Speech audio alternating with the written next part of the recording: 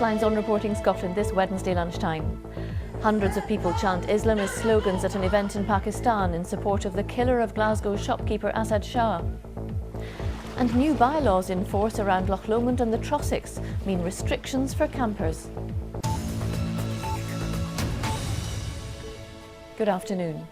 Hundreds of people have attended an event in Pakistan held in honour of the killer of Glasgow shopkeeper Asad Shah. Crowds chanting sectarian and Islamist slogans gathered at the family home of Tanvir Ahmed in the city of Mirpur on Monday. Ahmed is serving a life sentence in Scotland for the murder of Mr Shah, but as our Pakistan correspondent Sakur Kermani reports, he continues to inspire extremists in his home country. Outside the family home of Tanvir Ahmed in the city of Mirpur, a 400-odd strong crowd is shouting slogans praising him. But he's not here. He's in jail in Scotland. Last year, he killed Glasgow shopkeeper Asad Shah, who is from the persecuted Ahmadi sect. He believed Shah was committing blasphemy by claiming in online videos to be a prophet. For many here, though, that killing was justified, and they see Tanvir Ahmed as a hero. Before, nobody knew who he was. Now, after what he did, God has made him so famous that the whole of Pakistan and even people abroad have heard of him. This gathering has been organised by a hardline but popular Pakistani cleric, Kadim Rizvi, who leads an anti-blasphemy movement in Pakistan. But he's not here either. He's under house arrest. We met Rizvi at another rally earlier this month, where he got a rapturous welcome. They're chanting, "Prophet of God, I am here."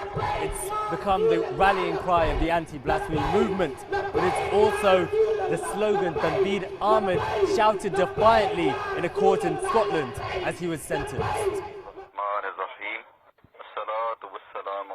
Rizvi's social media pages heavily promote Tanvir Ahmed and have even released audio messages sent by him from inside jail.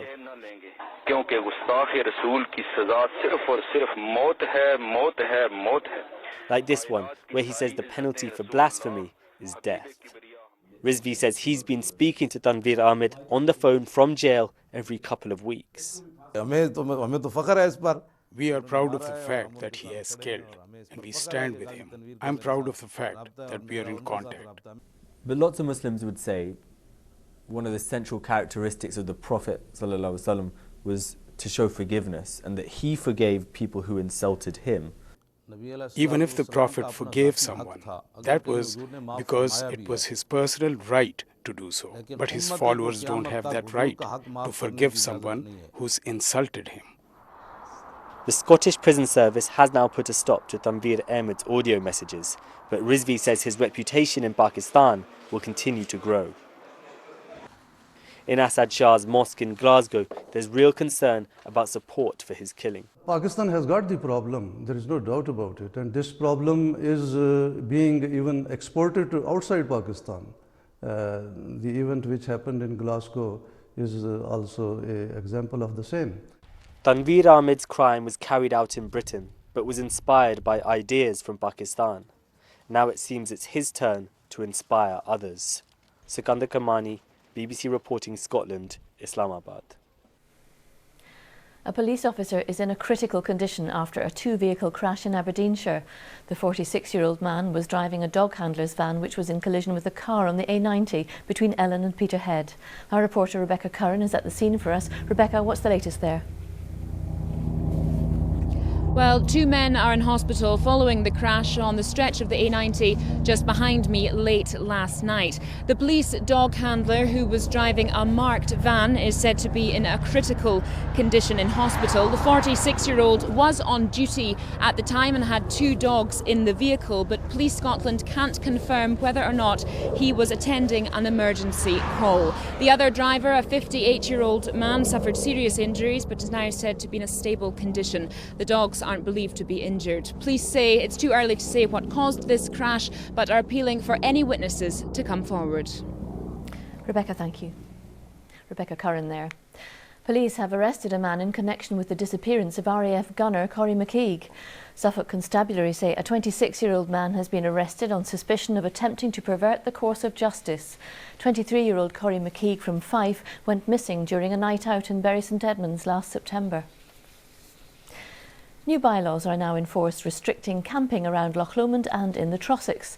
From now until September, anyone who wants to camp in parts of the national park will need to apply for a permit or stay in an official site. It's all part of an attempt to clamp down on antisocial behaviour and littering, as James Shaw reports.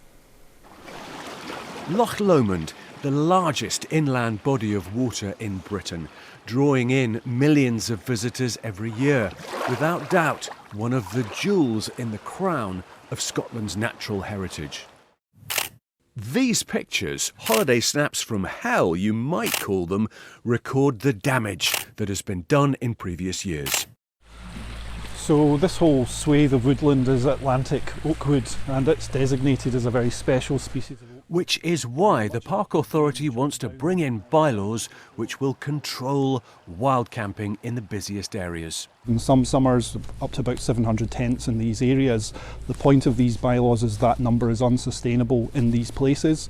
The sheer number, the sheer impact of people toileting, littering and everything else is not sustainable for the environment. So we aren't trying to meet that demand because it isn't appropriate to do so.